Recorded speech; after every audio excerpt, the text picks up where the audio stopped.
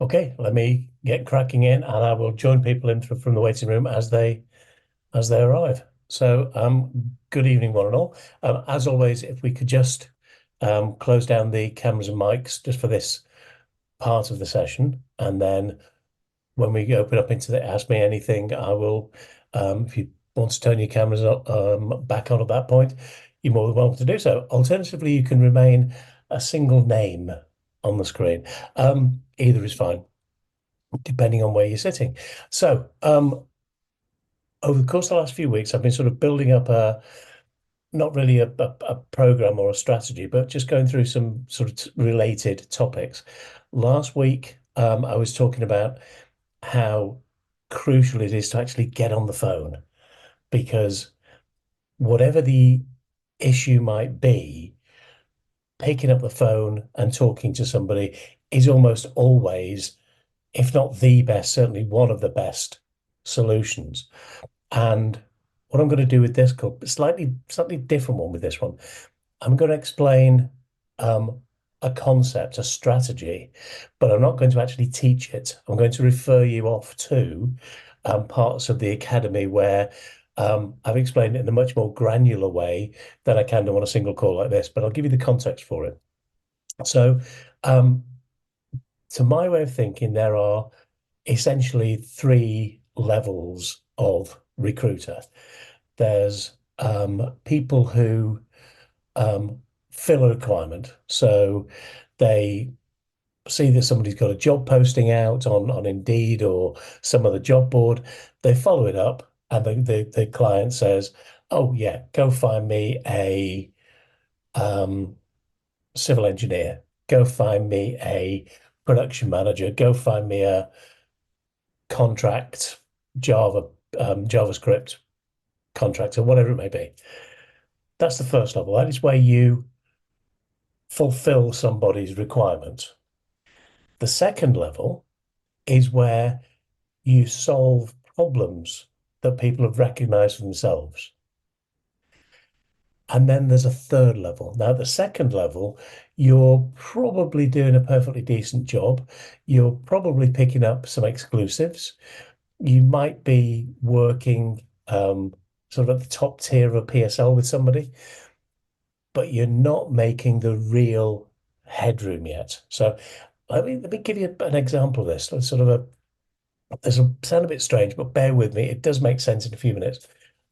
Let's imagine that we're doctors. We're doctors in the American medical system.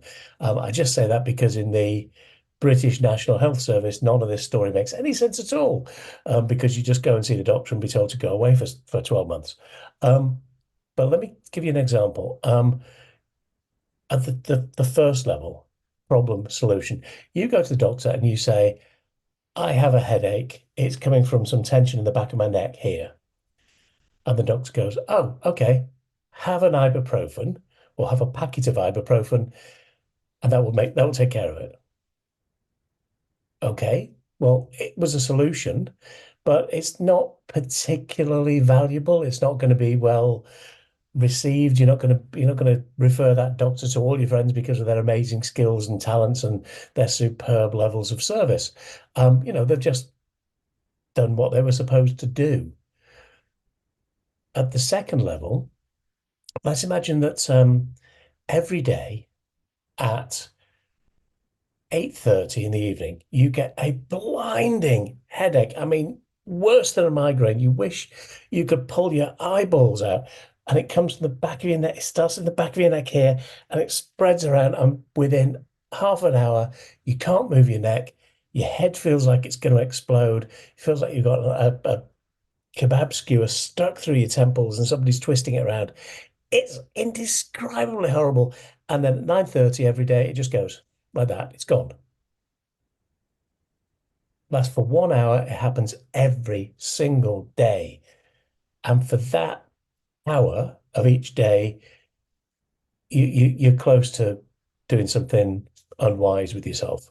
Um, and you go to the doctor, and the first doctor goes, "Oh, no, I don't know what that is. Have some ibuprofen." And they don't do anything. So you're like, "Oh." Okay. Second doctor says, oh no, don't know what that is. Go see a physiotherapist. And that doesn't do very much for you. And then you go to the third doctor and you start describing it and you say 8:30 every day, and they jump in and they go, oh, I bet you get this horrible stiffness all the way around your neck and a blinding migraine. And then at 9:30, it's just gone every single day. And you go, oh my God. Yeah, he says, oh yeah, yeah, that's fine. That's vertebral answer. It's spine loop. It happens, it's fine. It's not very difficult to fix. I've done it 100 times. It's all good. And then they walk off. Now you're left with a problem that you know about, and they've just walked off. They've not solved it for you. My suspicion is that you will chase them down, tackle them, and pin them to the floor until they treat that problem, because it's been ongoing and they've shown you that they can fix it. They know what it is while nobody else has, and they've shown you can fix it. So you'll be all over them. There's no way you're letting them leave that room without taking your money off you in the American system. Um, that's the second level of recruiter. That's somebody where the client comes to you with a problem. They come to you with a pain, and you recognize it and diagnose it and prove that you can fix it. So that's a good level to be at. You'll be certainly at the top tier of their PSL. You'd be a competent, well perceived professional. But let's take the third level. The third level is where somebody comes to you and they say, I've got a headache. I need to, it's a repetitive headache. I need to deal with it. I've got a budget of $100. And you as a doctor, you go, okay. Well, I'm not, tell me a bit more about the headache. And they describe the headache and where it is and what all the other symptoms are. And okay, well, I think we should do a scan. We should do a CAT scan, have a good look around, make sure it's all okay. You do the CAT scan, and the doctor turns around and goes, yeah, I'm not happy with it. There's a shadow on the scan. I'm not thrilled at all. I want to do some more tests. I want to take some bloods. I want to find out exactly what's going on here. Okay. Takes the bloods, does some more tests, comes back and says, okay, yeah, we've got a problem. You've got a growth in there. It's growing at a high rate. It is cancerous. You've got a brain tumor, but it's a brain tumor that we've fixed 99 times out of 100. It's fixable. It's not an easy fix, but it's fixable. Now, the cost of doing this is $2 million, and your insurance only goes up to 1.8 million. Now, you came in with a headache and a budget of $100. By the end of that consultation, I suspect that you will move heaven and earth to find the extra $200,000 to make that problem that you didn't know about go away. And that is the third level of recruiter. That's the third level of genuinely consultative recruitment. That's where you're talking with somebody and you're identifying problems that they didn't know they had,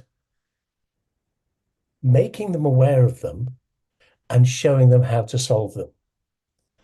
Because when you can do that, you're not another hamster on the wheel. You're not another chump who's banging the keyboard. You are a valued professional. You are a business advisor, which in my world is the level that all recruiters should be playing at. We should be trusted business advisors, like the accountant, like the lawyer, not some supplier, like just come along, fix this, go away, like a plumber. We don't want to be a plumber or a garage mechanic who just changes the oil because we're told to. We want to be the business advisor, the trusted business advisor whose expertise is valuable and whose advice you take unless you've got some extraordinarily good reason not to. So those are the three levels of recruitment. And in terms of the practicality, we've got people who just fill jobs. We've got people who are probably top tier on a PSL. And then we've got the people who get the high fee levels. They're outside the PSL. They get exclusives. They get retainers if they want them. And it's all down to positioning. It's not down to necessarily down to your level of expertise or your years of experience. It's down to your ability to identify the real issue and come up with potential solutions for it. Now, most people who are recruiting don't even know that level exists. Probably, if you look at the entire gamut of recruitment, probably 90% of recruitment consultants are at that top level. I've got a headache, here's an ibuprofen. Because they're working high street, they're working. I mean, I come across people working 8% fees. Why would you do that? So you're not working at the right level. Then probably maybe just over 5% of people are working at that mid level where they're top tier PSL, they're valued, they're trusted, but they're not spectacularly different to anybody else.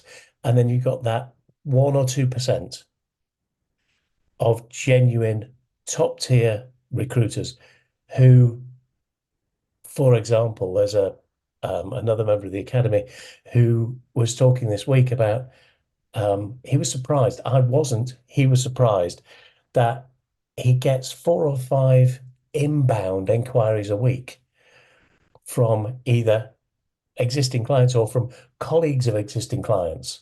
Most of his clients are, got to be a little bit discreet about this. Most of his clients are private equity companies who are recruiting for the companies in their portfolio. And he will get 3 or 4 inbound inquiries every single week from portfolio manager A, who's told portfolio manager B, C, and D that they really got to speak to this person. And I'm not surprised that that's happening because that's the strategy that he and I have been working towards for the last 6 months. That's been the objective of everything that we've been doing. He is working at that best level. He is working at that trusted business advisor level that very few people play at. But when they do, when you do, all sorts of good stuff happens to you, like floods of inbound inquiries, like higher fee levels, like exclusives, like retainers if you want them. I rarely do, but retainers if you want them. And that comes from the way you approach your marketing, your sales, your entire business approach, your entire way of talking to and working with prospects and clients. So I'm not going to try and get into the nuts and bolts of how we do that through calls and all that sort of good stuff, because I've already done it, frankly. It's already in the academy. It's in a couple of different places. The main bulk of what I'm talking about there is in the part called Questions Matter within Straight Line Recruitment. And it's particularly the sections about positive and negative framing questions, and then PEA, which stands for Precision, Empathy, Amplify. I'm not going to try and get into it on this session because it's pre-recorded and frankly, I've structured it much better than I would do on the fly. If you particularly want me to, I will do at the end, but honestly, it's in there in more detail. But the other element is if you just go into the academy and you just search for, I'm sorry, I was just watching the message. Somebody set the captions to English. If you search for cold calling, because all of this presupposes that you're on the phone in a conversation with somebody, or that you've been on the phone and used that to get them on a Teams call or face to face, because you cannot become a trusted business advisor by email. You can't do it by DM. You can only do it by talking to another human being and doing some version of a Vulcan mind meld. Let's see how captions does with translating that. You have to do some version of a Vulcan mind meld with this person so that you can genuinely identify their issues and genuinely recommend the best solutions for them. So, two places to look for it are cold calling and then, excuse me, within straight line recruitment, look at the section questions matter and particularly focus on positive and negative framing questions and PEA. I mean, hell, do the rest anyway, because it will probably make more sense if you do it sequentially, but particular sections question matter and those two elements of it. When it comes to cold calling, at the moment, I'm re-editing one of what that section at the moment for the next upload that's going into the academy, probably Monday next week. But when it comes to making cold calls, there are a number of different ways of doing it. One is where you go in following up a highly desirable candidate presentation. You've emailed or DM'd somebody with the bullet points of a candidate. The second is where you go straight into a business conversation. But if you're going with following up on a candidate presentation, you've sent in the details of a candidate. I've just done that this morning. Sent in the details of a candidate and then followed up this afternoon with a conversation with a prospect. And the conversation went fairly typically, which is, oh yeah, they're great, but they look fantastic, but they're not quite right for us. The geography's wrong, or whatever it was. So that then turned into a business conversation. Okay, I'm glad I got near the mark. Given bearing that we've not spoken before, I'm quite pleased with that. Could I just get a bit more of a sense of what's going on in the business so that I can try and deliver exactly what you're looking for next time? And then I'm into the business conversation. So a cold call, either no candidate, straight into a business conversation, or leading with the candidate, and then it's either yes, I'd like to interview them, in which case we still go on to the business conversation anyway, or it's no, they're not quite right for us, and we go into the business conversation. But whichever way you do it, you're going to end up in a business conversation. And that whole section of the straight line recruitment method is going to be uploaded on Monday. So for now, I would suggest having a look at the questioning section, straight line recruitment, and looking at there's three different options for looking at cold calling. There's a short one and there's a really detailed one. So have a look at those, and then obviously you can come back to me with questions or doubts or what the hell was that all about inside the community. So that's me done. I don't want to get into the training part, but that's the philosophy that everything I do within recruitment is about trying to move from this level down to that level. We're trying to move away from splashing around in the shallow end of the gene pool down to the deep water where the sharks live, and actually winning the right roles at the right fees with the right clients and being a trusted business advisor who gets the good deals that everybody else goes, how the hell did you do that? I know it can be done because one of your colleagues has already done it. I've not mentioned their name because I haven't asked permission to mention them, but one of our existing members is flying along at that level now. So that's me done for this particular sesh. And very early. I thought it'd be last 30 minutes. It's much faster. Let me throw it open to the Ask Me Anything. I've got a couple from people who are on an away day at the moment, but let me throw it open to the people who are currently on the call.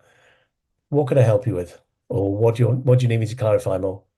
If you want to turn the cameras on at this point, feel free to. It's entirely up to you.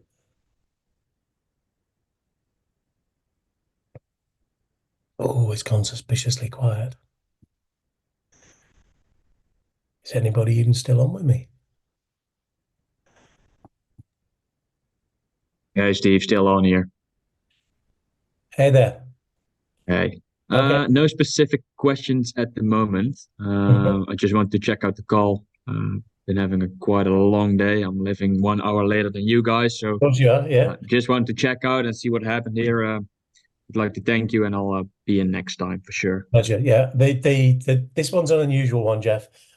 We normally have about half a dozen, it varies between half a dozen and 10 people in, and I normally do a training session on these. Okay, cool. This particular one, I very rarely talk about this. Very rarely. I don't know why, but I very rarely do because I think it almost feels a bit philosophical. But this is kind of the objective of everything that we're doing, because the objective is to have, prospects contacting us and saying, "Hey, could you do this for me?" Yes. Yeah. And so everything else is about the strategy and tactics to get that result. So I thought it might be useful to just do a bit of a session about what's the objective, really. So there's one question I got from Mal, which was about specifically about a cold call, because Mal is now doing a lot more of the. Let me give you context. She's given me permission for this, by the way. But let me give you context. What Mal has been doing is sending out the profiles. She's been sending out sort of 4 or 5 bullet points of genuine achievements in a profile, with a headline that said, with a subject line that says something like, business winner, X amount of money, such a salary. Yeah. So, Hmm. business winner, £200,000 of new business, £30,000 salary. That's not realistic, but you know what I mean. She puts out something that, like, the main benefit of this candidate is right in the subject line, and then she puts 4 or 5 bullet points in there. And she's getting a decent level of responses. She's pulling about 15% of the prospects that she sends the candidate to are coming back and saying, yeah, give me more information, or yeah, I'd like to see them, which is not bad. But um, Mal's realized that, yeah, she can actually, what's going on is she's making a perfectly decent living off those responses. And the candidates are happy because they are getting interviews. And Mal's happy because she is actually making placements. Happy days. But she's still leaving 85% of those people she's prospecting out to aren't responding. Now, it's not the same 85% all the time. So what Mal's been focusing on is following up every single email presentation on the phone, but every single one. She's got people on a 24, 72-hour cycle. So the profile goes out today. They get, oh, rather, let me do it a different way. The profile goes out on Monday. She then follows it up on Tuesday if they've not instantly come back with an interview request. If she doesn't speak to them on Tuesday, she gives them another 2 days and hits them on Thursday. So she will have presented on Monday and gone back to somebody before the end of the week to make sure she gets the maximum number of conversations. The challenge she's had, and the question she's asked by email, is she's having a problem sort of making that segue, making that transition from following up on the candidate to going into a business conversation. And it's a fairly common one because we get this sort of target focus, and we're like, oh, got to get an interview, got to get an interview, got to get an interview. And then they come back and say, well, they're not quite the right place for us. Like, oh, shit, what do I do? And that transition is a bit awkward for a lot of people. Now, um, I've been doing this long enough to kind of have a different view, which is, if I'm talking to a prospect, I put an interview out. I'm talking to a prospect. If I get an interview, yay, fantastic. That's awesome. But it's not the objective for me. The objective is I want that business conversation. I want to be talking about what their problems really are. I want to do a CAT scan and some blood tests, and I want to dig into what's going on in their business. So for me, the objective isn't the interview. That's nice. I'll take it. But then I still want to have the business conversation anyway. So the first thing I would say to Mal is the interview is not the objective. The business conversation is the objective. The profile and the follow up about that is just a way of getting the business conversation. So what I tend to do, if they go for an interview, I simply say some version of, "Oh, fantastic! Really want to make sure that they're as prepped as possible, and also to make sure that I look after you. So because of that, if you've done any previous stuff with me, you'll know about the power of because. So because of that, what I'd like to do is just understand a bit more about the business. So fantastic. I want to prep them up. I want to make sure I do the best job possible. Because of that, can I understand about your business? If they say no, they're not quite right for me because of whatever location, phase of the moon, whatever it might be. Oh, no problem at all. What I'd like to do is understand a bit more about the business so that I can hit the bullseye next time. Would that be all right? And I go into the business conversation. Once your objective is the business conversation, not the um, the presentation, not the interview, everything becomes a lot easier. It becomes a much easier transition because you're focusing on having that conversation anyway. Yeah. You've put a question in there in the chat as well, Jeff, about I when. was at the beginning because it was still quiet. I just tried to get Ah, the chat living. okay, is that a genuine question you want to have a conversation about? But when Uh, the candidate to no, just trying to get excited because I'm waiting for a candidate to accept my offer today. okay, when did they get the offer? They got it yesterday. Then he asked for excuse my English, the pay slips, like all the setups, all the paperworks, Yeah, yeah, and he's going to react on it by tomorrow. It should have been today, so let me wait another okay, 24 hours. yeah. Oh, okay. Have you? I'm not. What market are you in, Jeff? Forgive my ignorance. At the moment, I started off with sales and support, and now I'm back at logistics and supply chain with a Okay, focus on food and agri or okay, agri. okay. And what kind of candidates in logistics? At the moment, it is a consultant on food production. So Okay, it's a sales slash consultant role. right. Okay, because is that kind of candidate at that level in short supply? Are they valuable items to employers? They are valuable, but Hmm. it is a starter role. So Okay.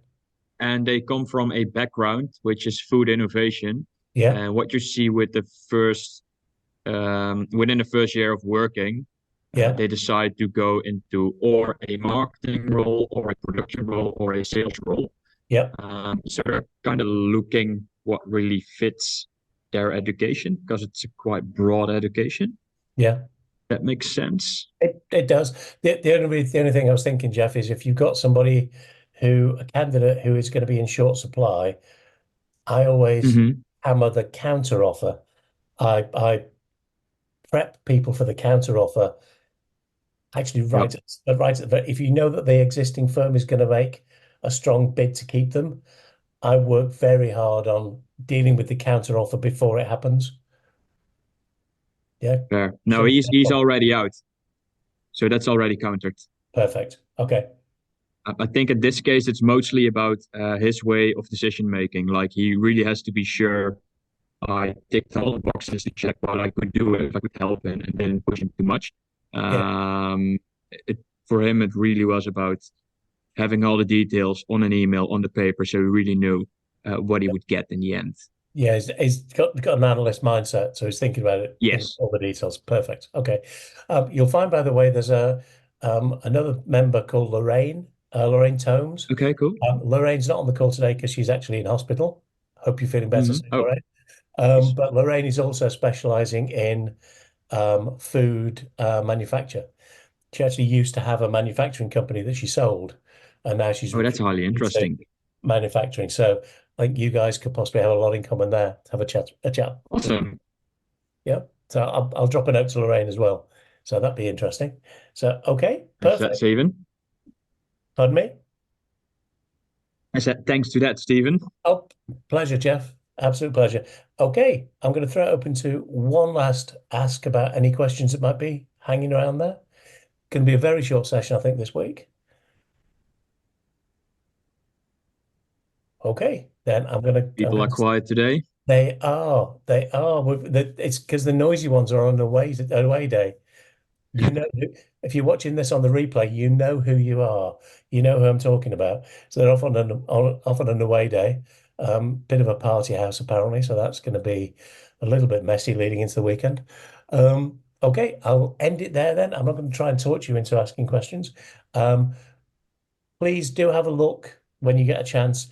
Look at the section on questions matter in straight line recruitment, and look at the one of the various sessions on cold calling, and you'll start to get a sense of how we dig into people's situations, particularly with PEA, how we use questions to dig into what's really going on with a prospect or a candidate.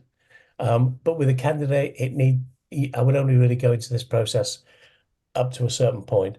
With a client, or rather a prospect, if I want that prospect to be a long-term, high-value client, I'm going to dig right down, do the CAT scan, do the blood test, do everything to find out what's really going on in their business and find out how I can really add value. And all of that is actually in that module of straight line recruitment. So you will have, when you watched it, you will have questions, drop them in the community, and we can start to build a bit of a knowledge base between us. So, been a pleasure. Thank you, everybody. And I'm back to the usual program next week. Take care. Awesome. See you next time, Steve. Bye, Cheers. guys. Bye.